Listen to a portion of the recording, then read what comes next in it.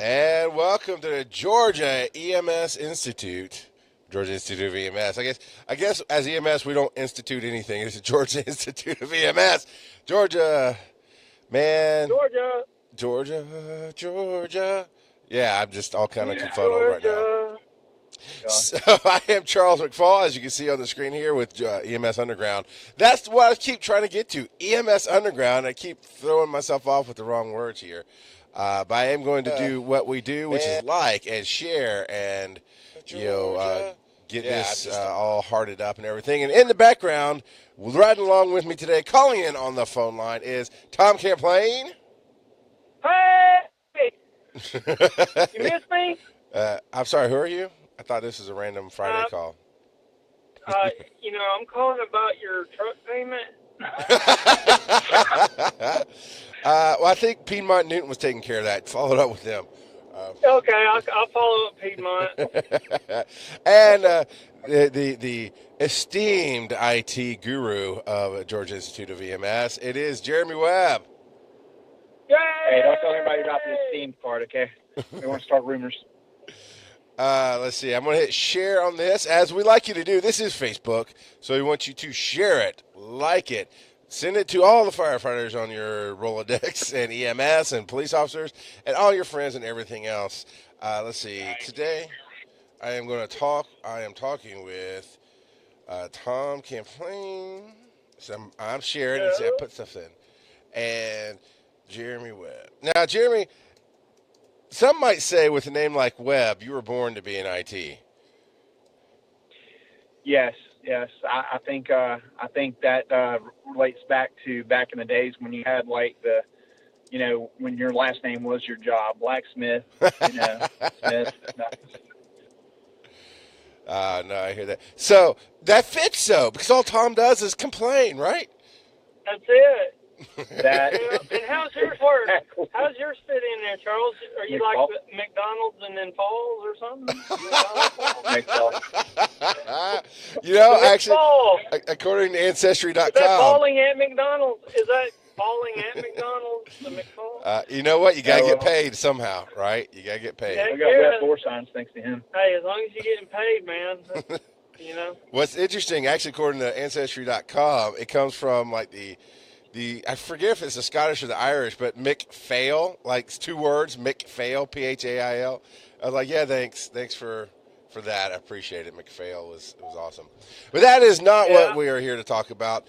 Today, Tom and Jeremy are going to educate me, because I have no idea about this, that did you say, is it CPR that's going to digital cards only? No, it's all AHA. So everything American programs. Heart. Right. Yep. It's going to be what they're starting to do as of January the 1st of 2018. It's going to become a standard to where they're getting rid of all of the paper cards. So when you go get your ACLS, your PALS, your BLS, it's no longer going to be the conventional paper card. Now it's going to be an e-card. So it's going to be better for not only the student, but for the AHA and for the instructor. It's more secure. You don't have to worry about, as an instructor, trying to get cards printed off and the waste of ink and printer. Or as a student, losing your card. Yeah, because, as a student, you lose a card, you're going to pay a fee to get another card. Well, it's kind of hard to lose an e-card. And, these e-cards they're able to be pulled up by anywhere, by your phone, computer. Are you saying it's going to be paramedic proof? Hey, I never lost my cards. In fact, I still have, even though they don't count for anything, I still have my cards physically. Actually, I have one of your cards in my top drawer. Oh, from you probably have my current PALS card, actually. Yep, I do. I was thinking about that the other day, going, I bet I should probably pick that up at some point. So now, okay, so the digital, it makes sense, right? Everything is a business in life. It doesn't matter if it's a relationship or whatever. There are pros, there are cons, there are things that work. And digital works for the cost effectiveness, right? Because all you do really is pay up front to have a delivery system, either an app or some kind of server access somewhere where it says, hey, if you look up Jeremy Webb, here's his digital card, right? Correct. Yeah. But with employers, all we've ever done is had a file that had your name on it and photocopies of your physical cards. So how's an employer going to deal with this? You can still print out a card. Okay. You can still print out a wallet card if you wanted to. Off your printer. Right. But you would have to do that as a student. We're not going to go and print for you. I mean, obviously, because we're going to give you the e-card. I mean, we may charge a fee if they want to, but why would you? But as employers, and this is the biggest thing, because the e-card's been around, I think 2014. I think they've been around since then, if I'm not mistaken. I could be a little off on the date on the year, but they're not widely known or put out there because of that. Employers kind of could be skeptical about it because it's nothing tangible that you have to say, here, this is what I've done. This is a certification that I just went through. And that's been long, I think, to me, a problem. But as of January, it's whether it's a problem or not, that's what they're going to have to accept, unfortunately. But all employers will have to do is go to the AHA website, and I've done a video with all the links. I'm going to actually have that posted by tomorrow morning. It's going to be on our CPRofGeorgia.com website, and we will post that on there, and it'll show you links and the whole process of what happens. So a student comes, they take one of our courses or a course through the AHA with a valid AHA instructor. At that point, upon successful completion of the course, the instructor will then go and release an e-card link to that student's email that's provided by the student. Then the student receives the link, they accept the link, hit it, and it asks the student to set up security questions for their login and everything, and they own it from that point. And then once they get it successfully set up, they get an electronic email that says, here you go, thank you, here's your card. And it looks similar to our cards we have now, except for, like I said, it's an electronic format. It tells you when it expires, and the instructor and all that good stuff. And it's a lot. To me, it's going to be better for everybody around. Like I said, like Tom said, if a student loses a card, now you're going to pay for it, right? Well, the student will. But now if they lose the card, I mean, go print another one if you printed one and lost it. And it's not, if you lose a card, you got to get in touch with your instructor. Yeah. Your instructor's got to find the roster from somewhere, and then the instructor's got to submit a copy of that roster along with the explanation to the TC as to why we need to reprint a card. You have to pay the fee. Then the card has to be reprinted, dropped in the mail, shipped to the instructor. Then the instructor has to hunt down the student and give it to the student. So you're talking about, it could be a couple weeks before you get a. Now, with the e-cards, it's instant. All you have to do is email the instructor and they just send the link again?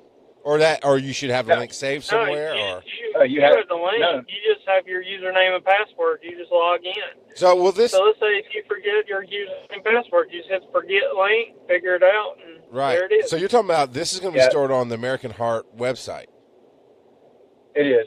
Well, it's going to be, I'm sure they'll have a link on their website to go to that, but on our website starting in the morning, I'll have the video uploaded. It's going to have the informational video, which has the link to it that they can go to. And it's not really that they just have to log in each time. There's a search criteria. You can enter their name, and so I think their city, state, and there you go. As an employer, can I then go to American Heart and put in Jeremy Webb, and it'll show that you're current with all these classes from American Heart? You can. So so that makes it easier. Now, what about why are they doing this? Is it just cost effective, or is there an issue with maybe forging cards or anything like? Or is it just to make everything simpler? All the above. Yeah, because I mean, you have that security with this. You have a unique code that's given to the student, and that goes along for the forgery, the security, ease of access, and the whole 9 yards. And plus, just to keep up with times and technology, it's just better all the way around. That makes sense. Now I know. Now, will an instructor still have to be associated with a major school to teach CPR or ACLS or anything? Because I know I haven't researched instructorship in a while. When I was a CPR instructor, I could not teach CPR. Well, I could teach CPR on my own, but I couldn't get the cards. I had to go through like an Athens Tech or a Georgia Institute of EMS to get the cards. Is this freeing up solo instructors more, or is it still going to be associated with the school? No, it's going to be the same, and nothing's changed as far as that goes. You still have to be associated. You have to have a CTC. You have to actually be just like you are now. The only thing is, instead of getting paper cards from your training center, you're going to be getting the e-cards. So you buy as many e-cards as you want, and you can have them if you log into as instructors. So if you log into our instructor network, we have them. Well, you're talking about when you say buy e-cards, you're talking about buying the codes that you're going to hand the students. Right. So because there's a phrase I caught earlier. You said you could charge a fee, but why would you? I'm like, you're asking the wrong question. People charge fees just because they can. Processing fee, when really all I have to do is hit the button and it's done. I'm not saying the Georgia Institute of EMS would charge that, but I knew there's going to be fees somewhere because these cards are money makers. Thanks for the ideas. Are you talking about charging for a duplicate? No, I'm talking about charging for the whole process because I know this is honestly, when it comes down to it, these classes aren't just the moneymaker. It's the books, it's the certification, it's the the digital code now. So those aren't going to be just, oh hey, it's free. I think you touched on it there. As an instructor, you're still having to pay. Now, will the code come with the class or so I know when I did PALS, I got a book. I got a code in the book and went online, did the pre-test, right? All that jazz. Right. And that's part of paying for the class. Is that how CPR is going to work? Is that how all these digital certifications are going to work? Is you still have to do the full deal?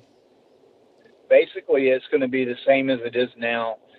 Like they would come to us and they would pay just one fee for the course that includes the whole 9 yards, the card and everything. So, because when we get our e-card codes, it's just like us buying our cards. So now we pay, let's just say, I'm making up a number, let's just say we pay $8 per BLS card from our training site center. Well, we pay that, and we include that price, though, in our base price for our class to the student. Right. So they don't ever pay anything extra. It's all just one base price, the whole package. So this is going to be the same way with the e-card codes. We're going to pay the same amount of money. Just say it was $8. We're going to pay $8, and we get an e-card code instead of a paper card. So it was $8 to get the paper card before? $7 to $8, yeah. And so this is where I get a little sidetracked, right? This is what gets me a little bit irritated. Now, no, they don't have any defining reason to drop that price, except that it's costing you nothing to send that code. So now I'm paying the same money for what it costs you to print the card, right? It costs you to type in the name and the manpower. But it's going to take a lot of time because you got to think about how much the tech behind it is to make the system. Plus have to store it. And the tech is, building a system like that's not cheap. So they probably spent, $1 million+ on just making the system, plus the storage. I know, like on my end, people don't think about it because you can buy a GoDaddy website and spend $10 a month, and people think, oh, that's cheap. But whenever you start adding like video and audio and storage and like with my Moodle site with all the video and the educational stuff on there, I spend well over 150 to some months I'll spend $300 in a month on broadband, and that's not counting. That's just the website. That's not counting the other $150 a month I spend on Comcast. You know? Yeah. So it gets, now that's just my little operation. Imagine the American Heart Association. That's a worldwide, thing. So there's still cost associated with it. It's just being shifted to something different. Now, I would probably be wrong to argue against them. They're a company and they're going to make money too. So. Oh, yeah. Yeah, I just like to point out. Because they also do, they also are, setting the standard and doing the regulations and all that too. So if I'm teaching, if somebody's teaching a class in a BOS for a healthcare provider class, the going rate's about $65. Well, then, $8 is less than 10% of the cost. Right. Yeah. So. Yeah. Now it's fine. It's just somebody's going to catch that, so I might as well address it while we have the chance. Absolutely. It is interesting. Now, I do like the way Georgia Institute does everything. Is you used the phrase "going rate," and there is a minimum cost factor to doing a class, right? I remember when CPR went to $50 a student, and the collective community was like, we can't pay that. But it was when they went from doing the old VHS or the DVDs to the newer system, which I think they still have now, but I don't mean digital, but they did the videos from where it was these cheesy videos and the instructor taught a lot to the DVD would teach everything and tell you when to hit stop, and you'd stop there, and then you would do the live interaction part and the hands-on stuff. So it made more of a balance in the teaching of the CPR. But it went to $50 a student, but it's like most instructors I knew at the time actually even got out of the business because people stopped wanting to pay that. And they're like, but it's not even covering my time. I have to buy the DVD. Everybody has to have books. No more of, we've got this old library of books and everybody can kind of share it for the class and then give them back to me. It became this new system, and now it is smoothed out. But I know that anytime change comes, there is a resistance. And it is very interesting that they've smartly taken a couple of years, it sounds like, to really say, okay, now we've tested it, we've tried it, everybody who's using it is liking it, everybody's going to have to do it now. And that seems to be the right way to do it. And I always believe in giving a good product for a fair price, and supply and demand. Right, when you have more people wanting it, it's going to cost more. But that raises another side question. Other than American Heart, who can you get BLS and PHTLS and all that from? Are they are the standard? There are some other people out there. You got the American Health and Safety Institute, ASHI, which, here in the state of Georgia, the state office of EMS recognizes them as being an equivalent to AHA. Who else is there? I mean, to the equivalent of the AHA, I'm not even really sure. Then the American Red Cross. Yeah, they did like a CPR at one point, yeah. Yeah. But, most employers recognize AHA, and that's what, because, they are the standard, to me, in my opinion, because of all the research they put into creating these standards and the doctors and physicians that work for them and the science behind it just, is really, beyond what other people have. To a point, I saw a video, and this is just a funny one, it's still kind of on the subject about AHA, right? Yeah. Apparently the AHA is on this kick about how coconut oil is really bad for you. You shouldn't have coconut oil. And the guy was doing this video. You gotta lube AHA. You gotta lube the ET tube somehow. Yeah. Tastes good too. Yeah. I'll leave the aftertaste when you pull him. I mean, but it was funny because he was like, it's so confusing because, you know, the AHA, you know, is, you got to see the video. It's a lot funnier from them about how they're promoting these other oils, you know. But the main driving factor is that these oils are the ones sponsoring all the research. Yeah, you don't say. You don't say. Yeah. That is how that goes. Now, this video is about Ask Us Anything. You got 3 medics on the line, or 3 medically related people. Cause I assume Jeremy's a medic. I've actually never asked you if what your certifications are, because it never really mattered. But basically, we're going to be talking digital world for EMS right now. And of course, Georgia Institute of EMS is a hybrid school where you do a lot of all of your book work and tests online. You do classwork once a month. You do all the hands-on stuff in class as well. And, of course, there's the physical testing. But we do the mixture because we understand that is the world we live in. You want to be able to do class from your phone or from your tablet or from your computer and on your own time at 2 in the morning if that's the time you have. So we do that. But the thing that most people still don't touch on in EMS, right, is all of our smartphones and social media. We're doing Facebook Live right now, and I have it set up in my studio through all my computers. But quite literally, if I was in the truck with Jeremy and Tom, we could just pull it up on our phone and do it live right there. You can do Snapchat, Instagram, YouTube actually can go live from your phone. You can do YouTube live from the phone. And in a day, it's almost conflicting with the world of HIPAA, right? Medical is private, but at the same time, we have all these things. How do we deal with a social media world inside of a world of privacy? Well, you know, Charles, social media is an awesome tool, but it can also hurt you as well. But I've read so many articles of people getting, not just in EMS, but other places getting terminated over their social media. I mean, the posts, the comment, I mean, all different things.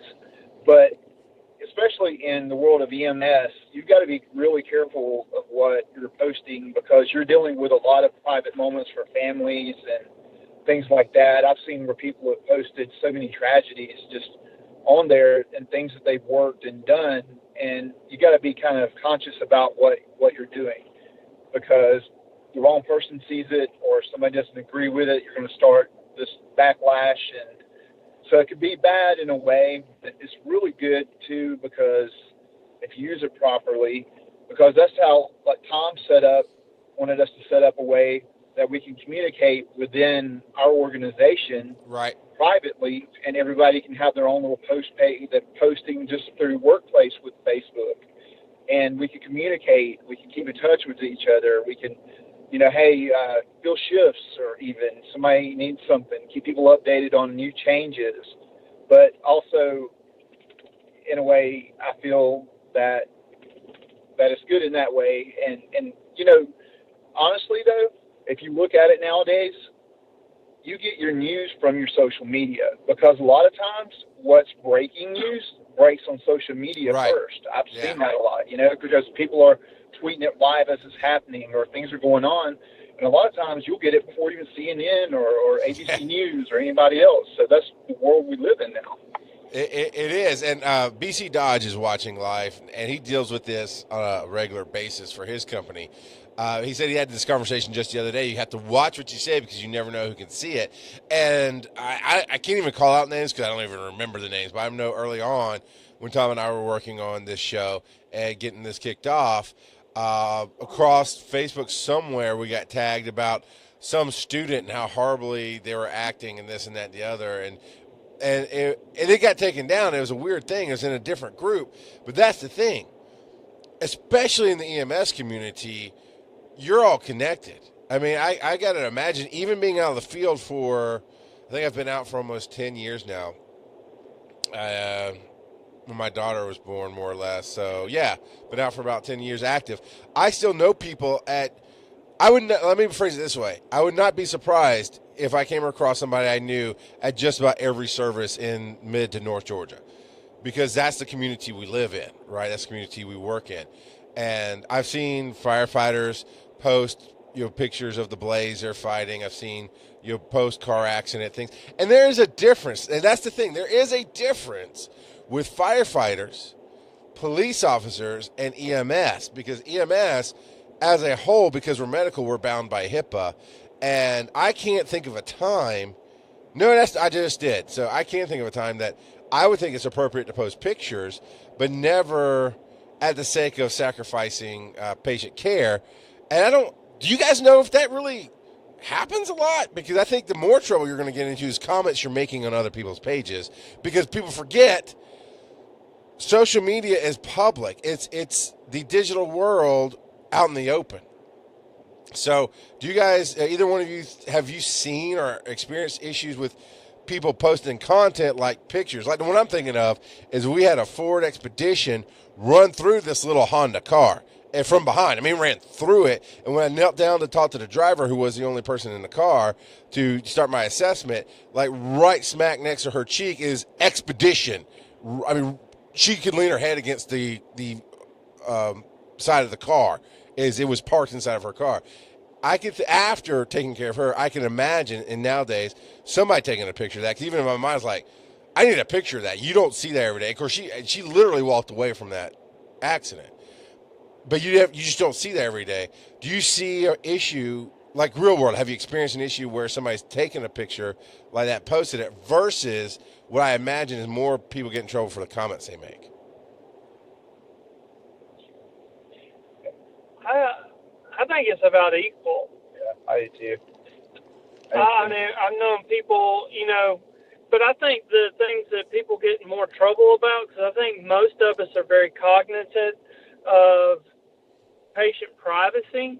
I think what a lot of people get in trouble about is they get mad at their supervisor, they get mad at some policy at work, and then they make a derogatory comment about their supervisor or somebody else at work, or something that happened at work, and that gets back, and I think that's what gets people in trouble the most. Yeah. Okay, so you're an employer, Tom. Do you I know you friend like people like me and stuff, because I think you're doing it because you want the connection. But on the employer side, do you kind of watch what is said about the school to kind of maintain brand awareness? Honestly, I don't go out looking for it, but if it popped up, I'm sure I would notice it. But I've never seen anything or heard anything. You haven't seen my post yet? Yeah, I was going to say you haven't been watching my page. Now, I've had some issues with students. I've had to bring some students in who've made some comments. And because what will happen is you'll have some students who don't get what they want, and then all of a sudden it's like all our fault. And what I'm talking about is they may fail some exams, or they're late on their work, and then we get on to them, and they want to get, kind of tissy a little bit, and, pitch a fit. And it's like, it is what it is. Your exam was due last night at midnight. Did you do it? No. Why didn't you do it? Well, I forgot. Okay, that's not an excuse. So you're going to get 25% taken off your, or I think it's like 15% taken off. Well, that's not fair. Well, okay, you want a zero? Because in most schools, you would just get a zero. You miss your exam. So, people get upset about that, or they may post something, or, they fail their class, and they have to redo the class. Well, that's not our fault that you failed your class. Be grateful that we're allowing you a redo. Mm-hmm. And they'll go post something, and I've had to bring them in and said, look, I had one guy whose class ended it was over, and he wasn't finished with his coursework. We granted him an extension, let him finish the program. And then he posted something negative about us, and he started the advanced EMT class, and I brought him in and said, excuse me? Right. Why are you posting something negative about us when we should have failed you? And then he comes to the next class. And then why are you here? if you hate it so much here, why are you here? Yeah. And then, it was like, so, yeah, I mean, that's where I've gotten on the boat. And the other thing is about social media, sometimes it's a little unfair because if you look on our stars, where people can rate us, we've got like 5 stars. I've got like and it's not like 1 or 2 people because, some businesses you'll have like 5 people who posted 5 stars and it says you got a 5.0. Well, I have probably about 70 or 80 people who have posted on there, right? Mm-hmm. Yeah, I go delete all the 1 stars for you. Yeah, I wish. You can't now. Once they're on there, you right, know? No, I know. So I've got all these really positive remarks and ratings, like 70-something people, and 1 person, and it just happens to be he was the last person to post something. And he posted a 1 star, and the reason he posted a 1 star is because he went 75 to 80% through the program, never did his exams on time, was failing the course, and was floundering around. And then he, all of a sudden, with 20%, with like 4 weeks left in the whole program, he wants a refund. Yeah. And I'm like, sorry, no. If you were going to UGA or any other college or anything, you don't get a refund because you failed the class. So his way to get at us was going there and put a negative comment. Well, the thing is, with him failing the class and having difficulty, we had went to him and was going to let him recycle and start over. He said he had some issues or whatever. So we were going to, hey, why don't you just start the class over? We'll help you do whatever is give you more time because we want you to be successful. And that wasn't good enough for him. He wanted all his money back. He went through did the credit card reversal thing. We fought it, and the credit card company sided with us. Right. And then the mediator, they issue a mediator between the two, with a mediator, and their judgment is final, right? Right. And the mediator sided with us because they saw where we went above and beyond what we were obligated to do via the contract. They saw the contract that he had signed. He signed 2 contracts because each student has to sign 2 contracts with us, and it all explains everything. And he lost, and so his only recourse was to put a 1 star on our Facebook page. And that is what our world does today. And I've learned as a savvy shopper I read 2 or 3 of the high reviews, I read 2 or 3 of the low reviews, and I read like 1 in the middle, and I get a feel for it. Like, is this person just being pissy or whatever? But there's an interesting little side note off of this, talking about the social media, and what you're talking about is rating on Facebook. Dodge says, Carl Dodge says, you always have to worry, or you have to watch for any other comment that does not reflect on the ideals of the organization. And I find that interesting because we have an interesting conundrum here at EMS Underground where I have agreed as an employee of the school, right, to represent the school in a very certain way here on Facebook on this show. And we all know, and I make it clear, if you go find my other stuff, I talk a little more freely is a better way to put it. Different is not the right way. I mean, I still say the same words. I still have the same attitude for everything. I just say things a little bit in a different way that sometimes can be found offensive. And Tom, you've been around. I mean, if you've been in EMS for 5 minutes, you've been around it. I mean, there's some truly offensive stuff that gets said in EMS. But it's interesting. It's like I'm definitely always cognizant when I have the shirt on, my uniform, or when I'm on the Facebook page, exactly how to represent myself. But this is an interesting, when I say it's an interesting conundrum, there are certain organizations, right, that you like, this is how we do things. And I ran into that in the real world where somebody tried to jump my crap because they thought, simply because I went to EMS school. I was going to paramedic school. I was working as an EMT, went to paramedic school, and I was going through a phase in my life. And I wore sunglasses all the time. Inside or outside, didn't matter. And I was wearing them in the class, and the word got back to this person who was not my supervisor at all. She was an equal to me, other than she was a paramedic, but she was an employee equal. And she tried to give me, you represent this company every time you step foot out the door. And I mean, we had a logical argument about it, but when it comes to social media, that is more of a real concern, right? So, Tom, how do you balance that personally? And I know, Jeremy, you work with a lot of the social part of it. You work with the digital part, the web page, and all that. I'll go with Tom first, but I want to hear what Jeremy has to say too. How do you balance they represent the school, but they are human beings, and I'm not going to police them all the time. Where does that middle ground fall for you in the social media aspect? I mean, I'm not going to go out there and I'm not following up behind people. I'm not looking for it. If it falls in my lap, then we'll deal with it. We do have an employee handbook, and it is addressed in the employee handbook.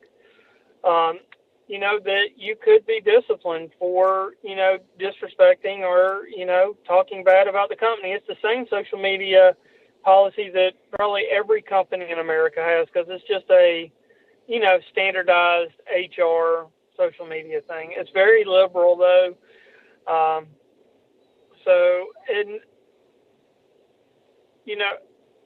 And I've had no issues with it. I try my best to keep everybody as happy as possible. So he does a good job.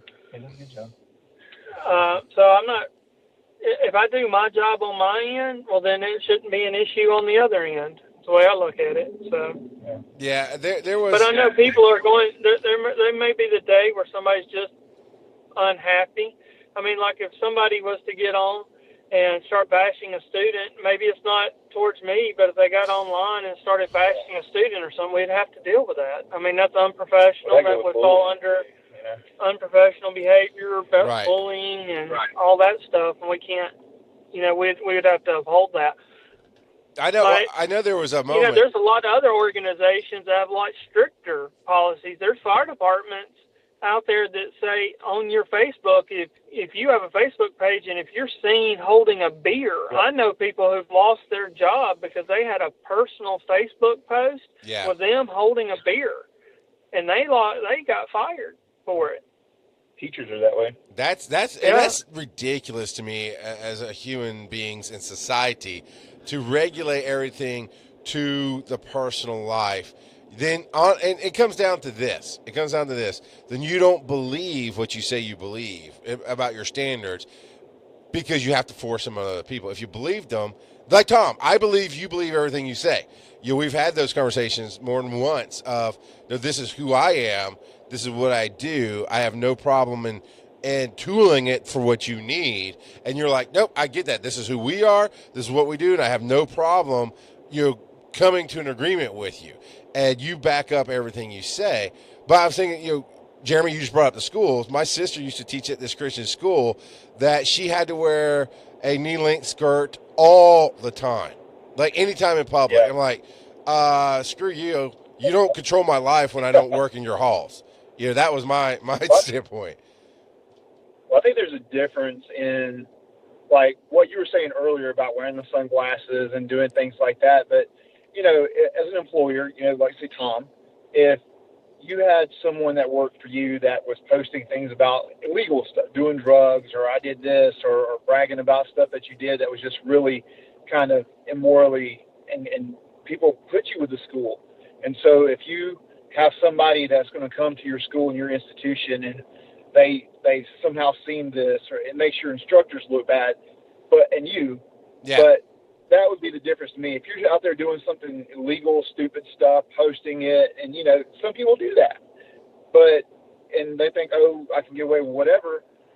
But that's the difference between that and you being your actual self out there doing whatever, having a beer in your hand or whatever. Yeah. We're all human, and that's fine.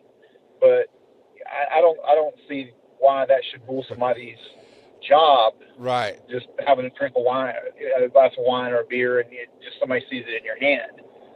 And I think that's a big difference. People can take that to the extreme. Yeah. So fair warning to our public. I like alcohol, so I'm not a heavy drinker, and in fact, I don't know if you'll find any pictures of me drinking, to be honest, because I'm not a selfie kind of guy. But you find me out at dinner, there's a chance you're going to find me with a beer or scotch or, those kind of things. And if it offends you, I'm not teaching the class. It's not right now when I'm at dinner anyway. So there's that. there's nothing illegal about having a beer.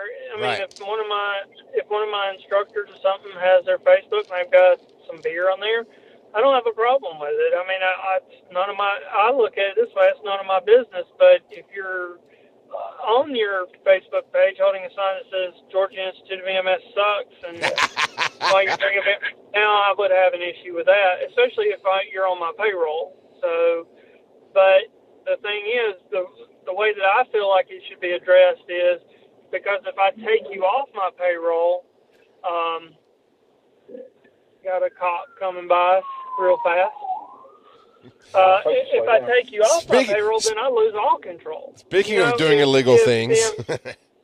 Yeah, I mean, if you have an employee somewhere that's holding up signs that saying derogatory comments about your business, and you bring them in, you fire them, well, what do you think they're going to do? They're going to go out there and they're going to make more derogatory comments. Yeah. Apparently there's a problem, so as an employer, you should try to figure out what that problem is, and let's fix that problem, and turn things around so that employee now becomes an advocate for you versus, an anti-advocate. Yeah. That employee can take that post down. The employee can go on and say, you know what, I was wrong, and this is, I was upset or whatever, and that can go a long way to helping your cause versus you bring them in, hey, you posted this, bye, you're gone. Well, then you know what? Then you start like an anti-campaign, You just fed into it. Yeah. Now that employee is going to bash you, and if you look at the social networks, they go far. One person can make a post, and the reach can, go way out there. So, you may want to be careful. Because I would think if something's going on and if the person is still employed with you and they are making bad comments about your business, well, there's still a salvageable relationship there more than likely, Yeah, you're right. You're absolutely right. It's a sign that there's a problem. And while they could, maybe they did choose to try to bring it to you, ignored it, and now they took it there. Maybe they just went to social media first. But there is a sign there is a problem. I do like what BC Dot says. If your organization stands for chocolate cake and everyone knows you work there, then you go to your Facebook and post, chocolate cake sucks. Carrot cake is where it's at. And those that eat chocolate cake should be beaten. That causes an issue, especially if your organization is under constant media watch. And that is true. And that does come down to personal responsibility and why are you there. But what you're talking about, Tom, definitely. But I like carrot cake. And I like chocolate cake. I like carrot cake. Chocolate, dude. Carrot. Chocolate. You going to fire me now because I don't like carrot cake? Get out of the truck. Get out. You're fired right now. And take your shirt off. No, leave your shirt here. Let me tell you, if y'all go to the Georgia Institute, you posted on there about the Georgia Institute of EMS? Yeah, the pepper? Yes. Okay. Tom made me. I'm just kidding. What? No. We were at a pepper store at one point, right? This in the mall. They sell like pepper sauces and stuff. Okay. So they have this one. I just blabbed my mouth and said, "Hey, what's the hottest one you have here?" Dude, you don't say that around Tom. Well, they said, "Well, here it is. It's called The End." I thought, really? And it was, what was it? It was maybe some Carolina, the hottest pepper or whatever. And they said it's the hottest thing in the store. So they said they've seen people throw up by trying to taste test, and they put a dot. So I said, well, I'll try it. Yeah, Tom videoed it. I handled it like a trooper. I didn't throw up, but it's like it tricks you. It's like it's going to go away. Dude, your nose was sweating. His nose was freaking sweating. It was funny. I was crying. It was awful. And that's definitely the kind of thing you Facebook Live on this Facebook page. That would be perfect. Posted it. It's on there. It's on there. And then 30 minutes later, it came back to get him again. But it went away, but then it came back again. Oh man. Now here's an interesting, or I find this to be an interesting question. So, in your contracts with your students, do you have a standard clause about using their likenesses for promotional materials or those kind of things? Because when the day that you and I, Tom, walked around the office and there were students, instantly it popped in my head, like, What if they don't want to be seen on camera? What if they don't want to be on our Facebook page? Do you have, as an employer and as somebody who has people coming in and out of the building, essentially customers, students, do you have a clause that says we can put you on our Facebook page and Facebook Live and all that jazz? Yes, we do. But if a student comes up to us and asks us not to, we will respect that. Yeah, I would, because nobody wants somebody who doesn't want to be on camera. I mean, it's just bad video. Yeah. But the employees have, if you're on my clock, I own your likeness when you're on my clock. So if you're on the clock, well, then you can't, and I've had an employee come up and say, hey, I'd rather you not put me on Facebook right now because something was going on or whatever. And we honored that. But in reality, by law, if you're on the clock, anything you produce, I can take your pictures. I can do all that. As long as, I can't take your picture when you're in the bathroom or anything. But, doing your job or whatever, that's... All right. Wait, Jeremy, we're gonna tag team this. We're gonna be taking separately, but anytime we use the bathroom at the school, we gotta take a selfie and send it to Tom. I already do that. That's what I'm saying. I just look up at the camera he's got in there and smile. I'm just kidding. Guys, right. I'm just joking. Now here's another concern, right? And this is for you, Jeremy. Because I imagine, and I could be wrong, but I imagine you handle pretty much all of the internet-based everything for the school. What are your security concerns with students, making sure they have access to just what they need to have access to and nobody can hack their stuff? And because, I mean, honestly, I in this day and age, I imagine it's a concern that, say, a student is just trying and they're failing and they've pissed, some other students don't like them or whatever. It's a concern that somebody can get in, get their information, and just spread it all over the internet. Like, look, here are their grades, and here how horrible as a student they are, and just kind of smash them. What are your security concerns handling all this? Well, anything can be hacked these days. I mean, we've seen it. People hacked the government, did this, but we've got security, we got encryptions, SSL. I mean, we've got everything locked down. You have to actually be invited by Tom or myself to share or see certain information. And we use a lot of stuff through Google and other avenues that we have our own encrypted protection. But literally anything that we have, we've gone out there and made the extra mile to make the protection. When he says Google, we're not talking about the free Google. We actually pay for the corporate stuff. The corporate accounts that have HIPAA compliance. Yep, we have to sign the HIPAA. We have corporate compliance, like with our emails and everything, meet corporate compliance standards and everything. So we keep everything, pretty safe and secure. I got you. Now, so it's good. Good. No, I don't know. Yeah, I was just going to back him up and say, I mean, we're just as secure as any other corporation. And yes, anybody is infallible, to being hacked. But to be honest with you, your hackers are going to look in somewhere where they can make some money, and they're going to be hitting, the hackers that can get in through these kind of systems are trying to get through to the Targets, to the Walmarts, to the, when Target. And we don't have any, the information that we have is, not going to be of much value to anybody except for the student themselves, maybe grades or something if somebody was to get in, but it would take that student giving up their password to get in, Yeah, I got you. So it would be more like somebody hacking the student versus hacking us to get in. Okay. I got you. I'm trying to think of some other areas of social media and internet to go to, because I know there's more, and they're just on the edge of my brain where I can't quite reach them. I know that people will look for problems all the time, and if you look for a problem, you'll find one. I did remember one of the issues that came up on our Facebook page was, I remember what they were saying about the student was that the student was in a different group, basically commenting on something else that had nothing to do with EMS or the school, and just kind of running their mouths, as human beings tend to do. Yeah. And I remember talking to you, Tom, going, okay, my instant thought is, this has nothing to do with. I mean, the person who found it lambasted the school. Like, I can't believe they have students like this. And we, of course, we got that post taken down because it was in the wrong form and it was slanderous. But it was like, what this human being says outside of class has nothing to do with us at all.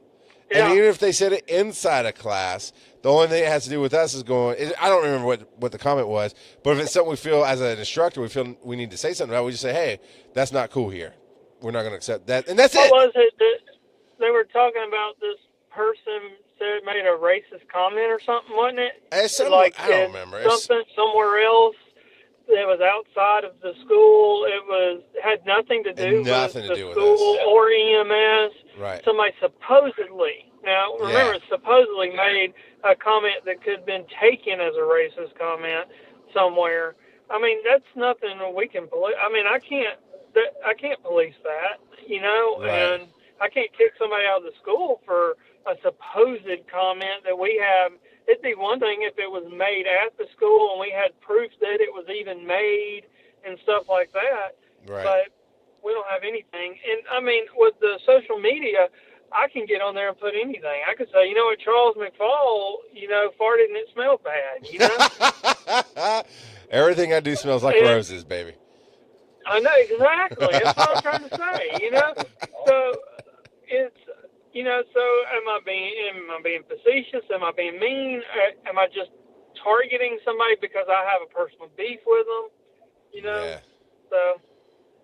Yeah, and you're right, and that is the climate nowadays, and that's something that I want to caution everybody who's listening to this, and you should be listening to this and sharing this out, because this is important things to consider when politics are heated, and you, for whatever reason, and this is not for discussion, it's just an example, for whatever reason, you decide that you are in support of building a wall, and maybe you have good reasons for it. You do have to be careful with how you say things, period, in life, and where you say them. Because it's called know your audience, and it's something I'm very aware of, being in podcasting all the time and doing media as I do, is you have to know your audience. Because like with this student that supposedly said something racist or posted something that could be racist, somebody else found it, drug it out to another group and smeared it everywhere. And honestly, Carl says it's not slander if it's true. If I remember, that comment was made like, 3 or 4 years ago before? I don't remember. It was a while, yeah. It was a long time ago. I mean, it's like... But the things you say... I don't even remember and it was a long time ago. I don't even remember who the student was. And I wouldn't say their name anyway, but I don't even remember the student. It was Carl Dodge. I'll blame it on him. It was him. Okay. Okay, gotcha. But the point is, the stuff you post sticks around, and anybody can use it for anything. And you just have to be careful with how you say things. And Tom knows me well enough to know that if somebody comes to the school and goes, do you know what he's doing over here? Well, his first answer is absolutely yeah. He might not watch everything I do. He might not download every piece of media I ever put out, but he has a gist of what I do, and he knows who I am. And they said, well, he said this. If it didn't sound right, he would know it's not right, and he would do his own, and that's the thing, he would do his own research. And so on the flip side of that, if you're worried about what somebody's doing on social media, like Tom said, talk to them. Find out what's going on. If you're mad at your company, social media is not the place to put it. Go to the people that are in charge of handling it. Now, if it's your last-ditch effort, why stay? I've noticed the people with real issues and real problems don't go whining about it on Facebook. They try to deal with it, and if it's not going to be dealt with, they'll leave. And they might make a comment like, okay, I've seen this before. I'll just use me as an example. I saw this recently. I'm just letting people know I'm parting ways with the Georgia Institute of EMS. It's just some personal stuff. I've enjoyed what they do. Still a great school. I'm just not going to be working there anymore. And that's what people with real issues do that can't be resolved, instead of, Georgia EMS is the worst place ever. I can't believe Tom Champlain is even alive. You take him down. It's never. It's stupid, right? Yeah. So most people just go away, Yeah. if they really, if it's really something, Yeah, I think some policies though are just too.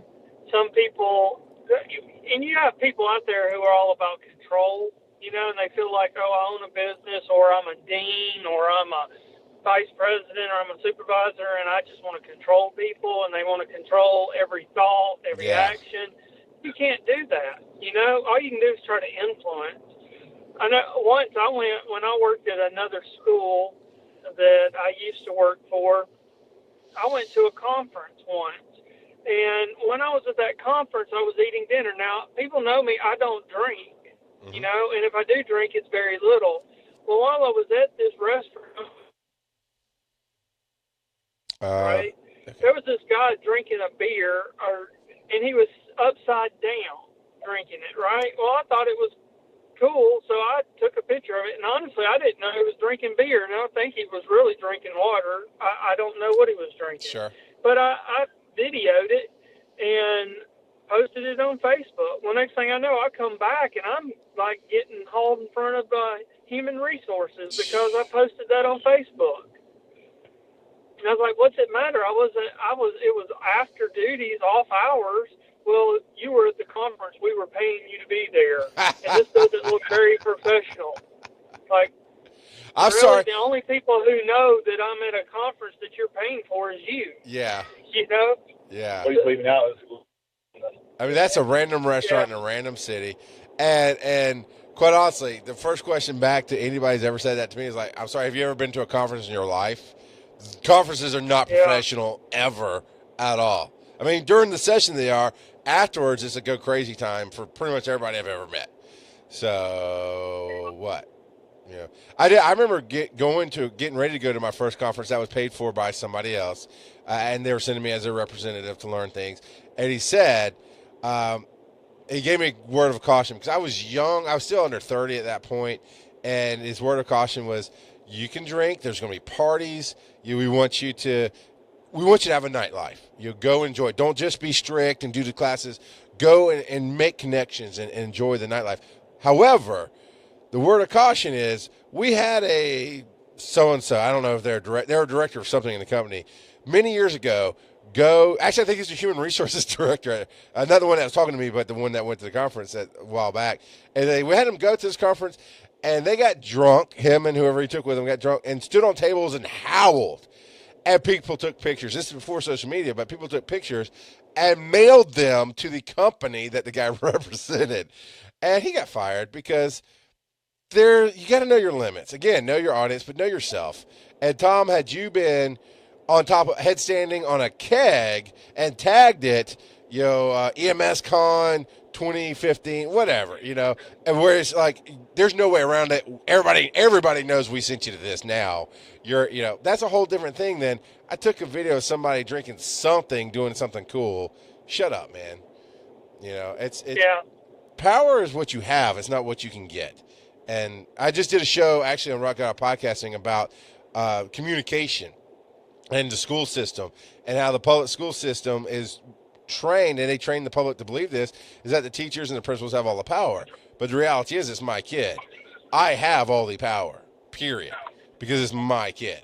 So unless I break a law against my child, neglect, abuse, any of that stuff, you got nothing. And that's a whole different conversation than like what you're saying, Tom, where people try to just control it and why are you doing this and questioning that and all that other jazz. But before we get out of here, I'm not going to leave it on there. I got one question for you, man. Every time I log in or get on the Facebook page of Georgia Institute of EMS, I see this pinned post that says, stay tuned, 10/26/17 or 10/27/17.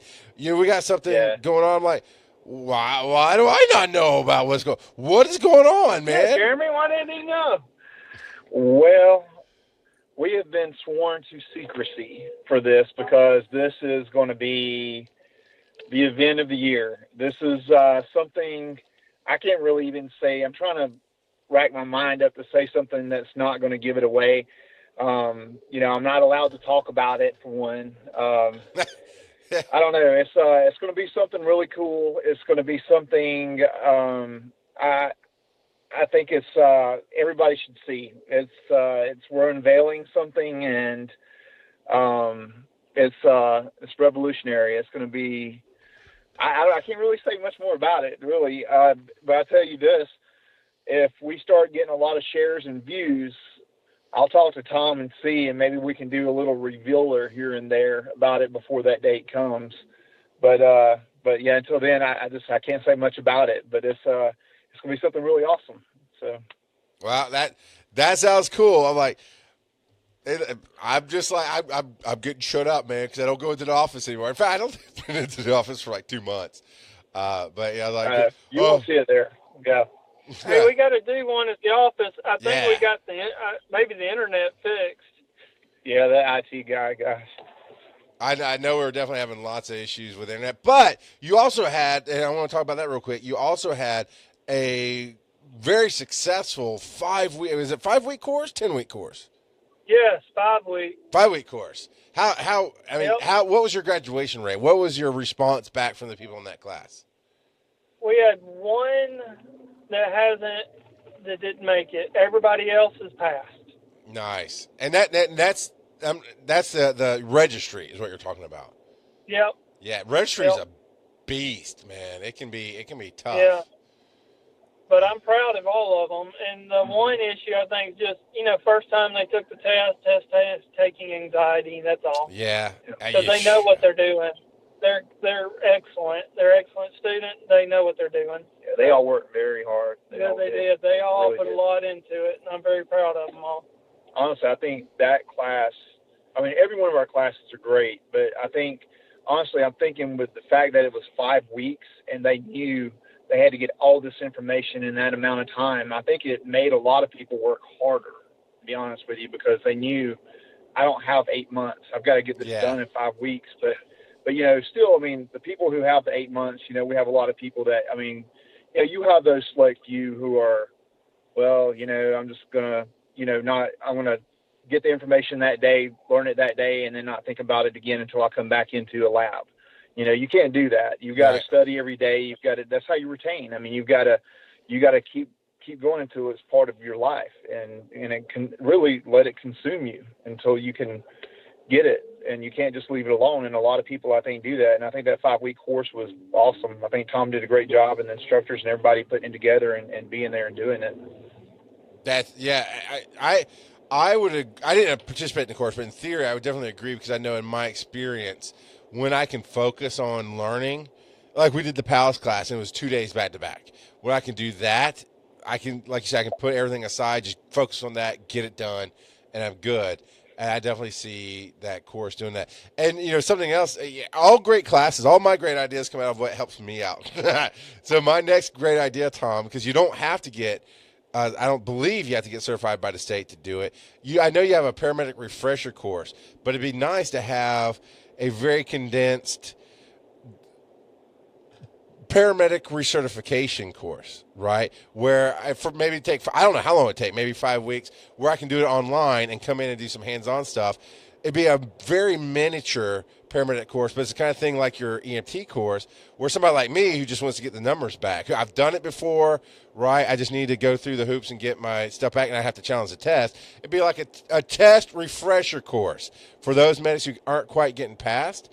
Just to get online and go, here's cardiac. Here's everything you need to know about cardiac and whatever, how many lessons. And then at home, I'm sitting here doing it. Now, I don't get a certification for it, but it does feed me like that 5-week class. It consumes me to that point where I'm like, I am ready to take this test.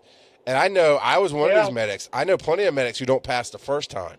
And it helps to have a very condensed, it's not even a study session. It'd be it'd be a hybrid, right? It'd be somewhere between a class and a study session. And I would love to have that. Yeah. That sounds like a good idea, man. So maybe we'll spitball that and get James to help write it for us or something. Yeah. Because I kind of feel like that's what I need. I still need ACLS, which will help me with the cardiac part. PALS definitely helped out a lot. Refreshing what I forgot I knew. those kind of things. But yeah, maybe we can do something. But if you need a class, we've got 2 coming up. We've got the EMT/Advanced EMT Combo Orientation starting in August 15th. That's that's about 2 weeks, less than 2 weeks away now. And then the advanced class alone, if you've already had your basic and you just want to do advanced class, that is starting at the end of August 29th. And those are the classes that are coming up. You got anything else you want to put out there, Tom, before we jump off of here?